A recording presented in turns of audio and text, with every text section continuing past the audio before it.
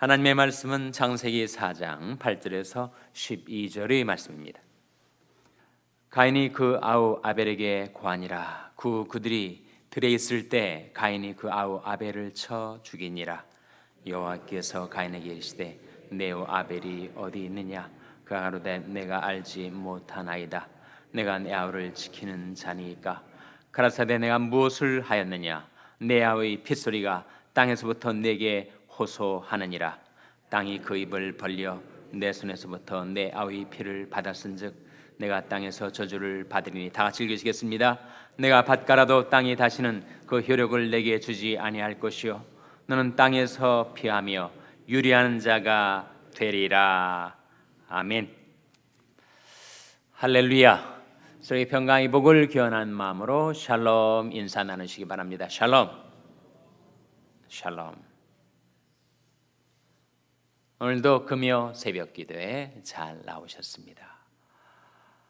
우리 교회 학교는 오늘 금요 모임을 하루 쉽니다. 메모리얼 데이 롱 위켄드를 맞아서 우리 교회 학교는 하루 쉬고 작년부는 계속합니다. 오늘 저녁 7시 반부터 금요 제자 훈련 그리고 찬양 기도회가 이어지게 되겠습니다. 오늘 본 말씀은 바로 가인과 아벨 간에 일어났던 고륙지쟁, 그야말로 피를 나는 형제들이 분쟁을 벌여서 형이 아우를 죽이는 불행하고도 비극적인 사건이 나타나고 있습니다. 아담과 하와의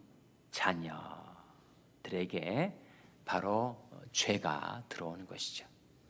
이러므로 한 사람으로 말미암아 죄가 세상에 들어오고 죄로 말미암아 사망이 왔나니 이같이 모든 사람이 죄를 지었으므로 사망이 모든 사람에게 이르렀느니라. 죄가 아담 가정에 들어오자 형들이 싸워 죽이고 죽는 사건이 벌어진 것입니다. 오늘 본 말씀 8절에 보시면 가인이 그 아우 아벨에게 고하니라. 가인이 아벨을 유인해서 밖으로 불러낸 거예요. 그들이 들에 있을 때 가인이 그 아우 아벨을 쳐 죽이니라. 왜 이렇게까지 했을까? 발단은 무엇이었죠? 발단은 형이 동생을 뭐 한 거예요? 형이 동생을 시기하는 겁니다. 시기. 질투하는 거예요. 그러니까 아벨은 하나님 앞에 받아들여지는데 자기는 거부를 당한 것 같아서 형이 동생을 질투하고 시기하는 것입니다. 그 시기, 그 비교의식, 그 시기가 결국은 분노를 불러일으키고 분노가 분쟁을 그리고 급기야는 살인을 불러오게 된 것이죠. 시기는 어린 아이들 사이에서 소꿉놀이를 하면서 아이들끼리 생겨나는 것이 시기가 아니죠. 시기는 언제까지 우리들 가운데 작용을 하는 무서운 죄입니다.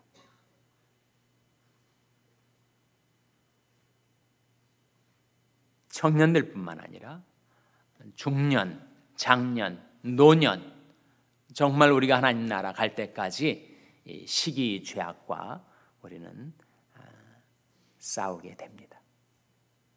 성경 말씀에 보시면 방탕과 술 취하지 말며 음란과 호색하지 말며 쟁투와 시기하지 말라. 쟁투와 시기.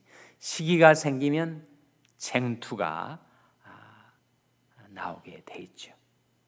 그래서 쟁투와 시기하지 말라. 왜 유대 종교 지도자들이 그렇게 예수님을 미워하고 급기야 십자가에까지 내몰았던가? 복음서는 그것을 그 동기를 분명하게 밝히고 있는데, 그것은 유대 종교 지도자들이 예수님을 뭐 했다는 거예요? 시기했다는 거예요. 시기. 자기들이 백성들의 지도자로 추앙을 받아야 될 텐데, 백성들이 예수님을 그렇게 존경하고 따르니 그 유대 종교 지도자들의 마음속에 시기가 발동을 한 거예요. 시기는 무서운 것입니다. 잠언 27장 4절 말씀에 보면 분은 잔인하고 노는 창수 같거니와 투기 앞에서야 누가 서리요, 그런 말씀이 나와요. 분이 잔인합니다. 지금 가인이 분노에 사로잡혀가지고 잔인하게 동생을 죽였으니 분은 잔인하죠. 노는 창수와 같습니다. 댐이 무너진 물이 쏟아져 내리듯이, 홍수가 나듯이 노는 창수와 같아요. 그래서 분도 노도 무서운 것이지만 더 무서운 것이 있는데, 이게 뭐라는 겁니까? 투기다. 투기. 투기는 시기를 말하죠. 질투를 말합니다. 그래서 투기 앞에서야 누가 서리요. 제가 동부에 있을 때 아는 한 가정의 이야기인데, 남편은 삼성 주재원이었고 아내는 의사였어요. 남편은 불교 신자였고 아내는 전통적인 기독교 가정에서 성장한 사람이었습니다. 한국에서 미국은 비행기에서 처음 만남을 가져서 결국은 결혼으로 꼬린을 해서 정말 남 부러워할 정도로 그렇게 사는 가정이었는데, 불교 신자였던 남편이 교회를 나오게 되고 아내와 함께 신앙생활을 하게 된 것까지는 좋았는데, 남편이 워낙 열심히 있는 사람이다 보니까 교회에서 아주 잘 나갔어요. 밖으로 나갔다는 게 아니라 잘 교회에서 집사가 되고 안수 집사가 되고 남선교 회장이 되고, 그렇게 되면 아내가 좋아해야 되는 거 아니에요?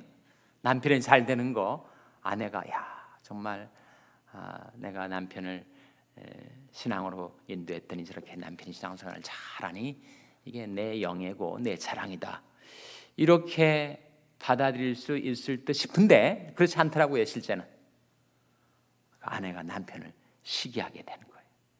내가 훨씬 더 신앙생활을 오래 했는데 저 인간이 이렇게 남선교 회장까지 되다니, 뭐 그렇게 생각이 됐는지 그렇게 교회 오면서 차 안에서 싸우는 거예요. 그래가지고 교회 주차장까지 왔다가 결국은 예배당 문 안으로 못 들어오고 다시 집으로 돌아가는 경우도 있고, 또 예배 잘 드리고 또 집으로 돌아간 차 안에서 또 대판 싸우기도 하고, 하여튼 시기가 무서운 것 같습니다. 그래서 그 가정이 큰 위기 가운데 내몰렸다가 하나님이 긍휼을 베푸셔서 회복시켜 주셨어요.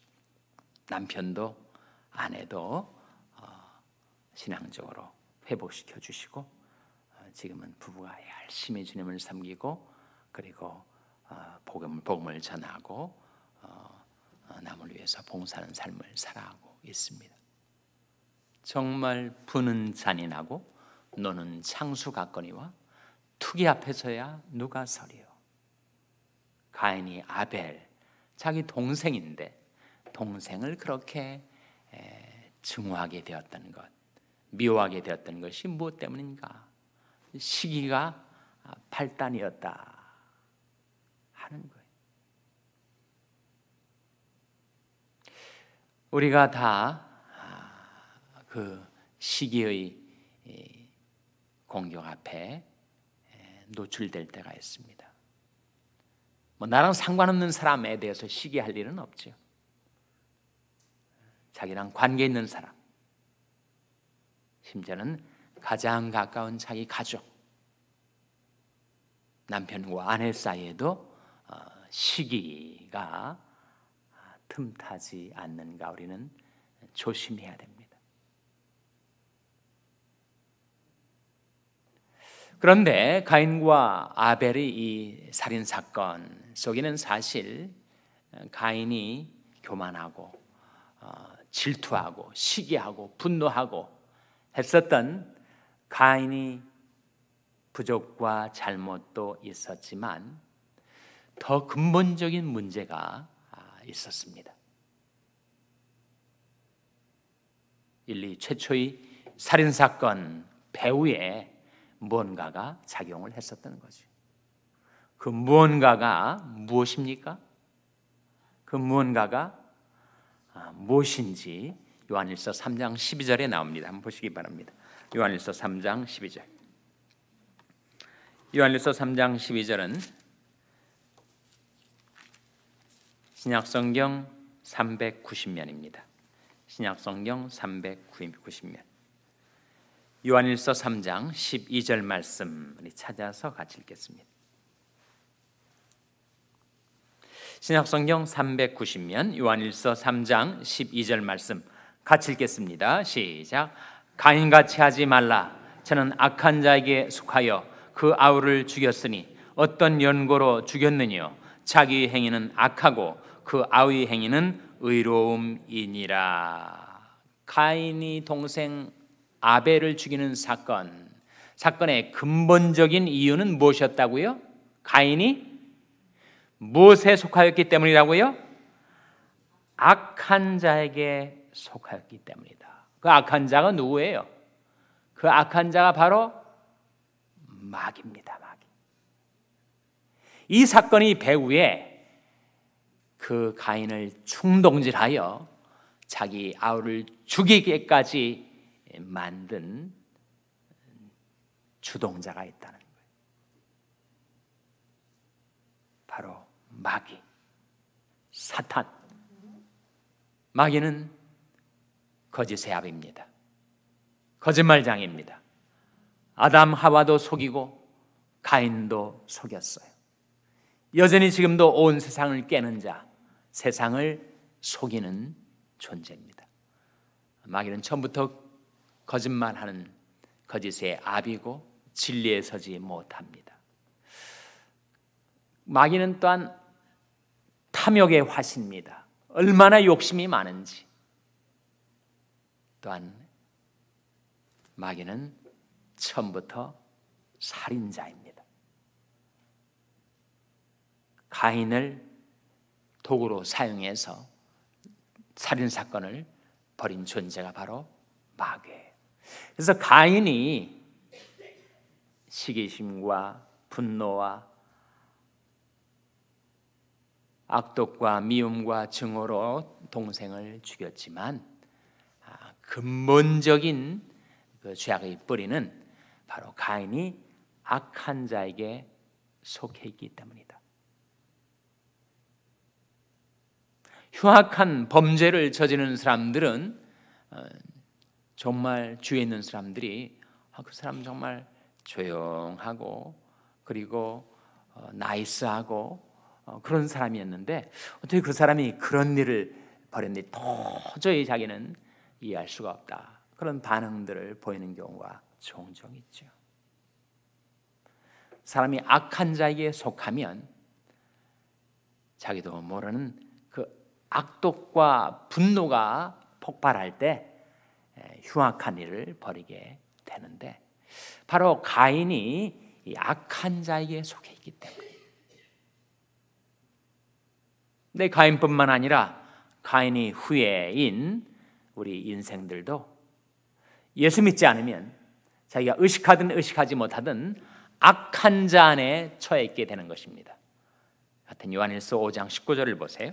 요한일서 5장 19절 말씀, 같은 요한일서 5장 19절, 신약성경 393면입니다. 요한일서 5장 19절 말씀 같이 읽겠습니다. 시작. 또 아는 것은 우리는 하나님께 속하고 온 세상은 악한 자 안에 처한 것이며. 온 세상은 어떻게 되어 있다고요? 악한 자 안에 처해 있다. 악한 자에게 속해 있다. 언제든지 악한 자가 필요하면 사람들을 충동시키고 사람들을 격동시켜서 악한 자의 그 의도를 이룰 수 있도록 그렇게 돼 있다. 그래서 온 세상은 악한 잔에 처해 있습니다. 그러나 오늘날 현대에 있어서 마귀의 제일 가는 전략은 사람들에게 자기가 존재하지 않는 것처럼 인식시키는 것이다 라고 C.S. 루이스는 말한 바가 있습니다. 그런데 사람들은 자기가 행하는 이 이상한 행위의 그 이유가 무엇인지를 자기도 모르고 영문도 모른 채 악한 자에게 끌려가서 흉악한 일을 저지르고 있다 하는 거예요. 근데 그 정체를 예수님께서 밝혀주셨습니다. 예수님이 이 세상에 오신 것은 우리 죄를 대속하실 뿐만 아니라 악한 자의 일을 멸하기 위해서 오신 거거든요. 요한일서 3장 8절을 보세요. 요한일서 3장 8절에 보시면 이런 말씀이 나옵니다. 요한일서 3장 8절 같이 읽겠습니다. 요한일서 3장 8절입니다. 시작. 죄를 짓는 자는 마귀에게 속하나니 마귀는 처음부터 범죄함이니라. 하나님의 아들이 나타나신 것은 마귀의 일을 멸하려 하심이니라. 죄를 짓는 자는 마귀에게 속한다. 마귀는 처음부터 범죄한 존재이기 때문에.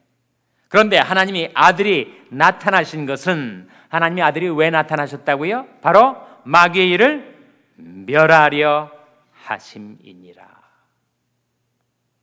우리 죄를 멸하시고 마귀의 일을 멸하시려 오신 예수님이 마귀의 정체를 완전히 다 드러내셨어요.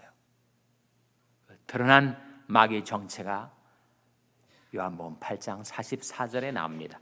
요한복음 8장 44절을 보시기 바랍니다. 거기에 마귀의 정체가 드러나 있어서 우리가 영적인 싸움을 하는데 지피지기면 백전백성이라. 자기를 알고 적을 알아야 되는데 우리 대적이 누구인가? 요한복음 8장 44절에 나와 있습니다. 같이 읽겠습니다. 요한복음 8장 44절은 신약성경 160면입니다. 요한복음 8장 44절 같이 읽겠습니다. 시작.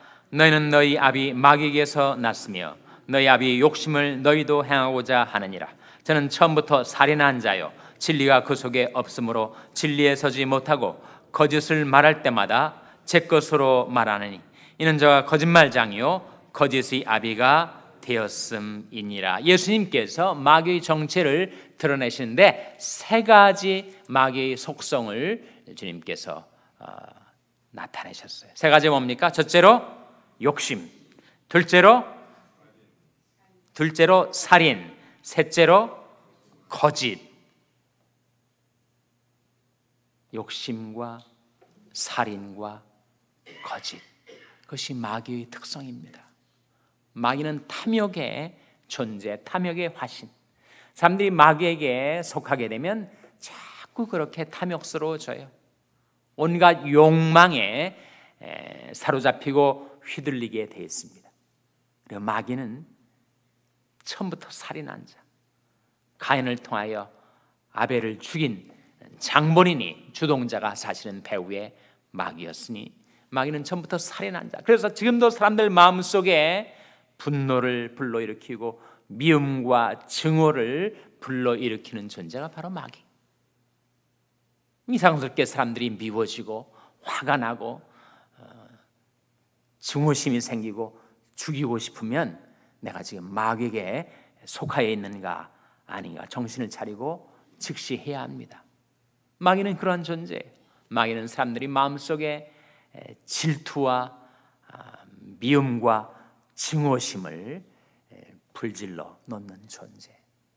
그리고 마귀는 거짓말장이, 거짓의 아비, 지금도 온 세상을 속이고 있는 세상을 꿰는 자.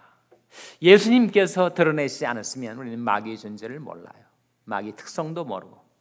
그러니까 적을 알지 못하니 번번이 당하고 기습을 당하게 돼 있습니다. 인류의 첫 살인사건, 그 배후에 작용했던 그 존재의 정체를 말씀을 통해서 우리가 깨달았으니 우리가 어떻게 살아야 할 것인가. 그런즉 너희는 하나님께 순복할지어다. 마귀를 대적하라. 그리하면 너희를 피하리라. 근신하라. 깨어라. 너희 종 마귀가 우는 사자같이 두루다니며 삼킬 자를 찾나니 너는 믿음을 굳게 하여 저를 대적하라. 이는 세상에 있는 너희 형제들도 동일한 고난을 당하는 줄 알미니라.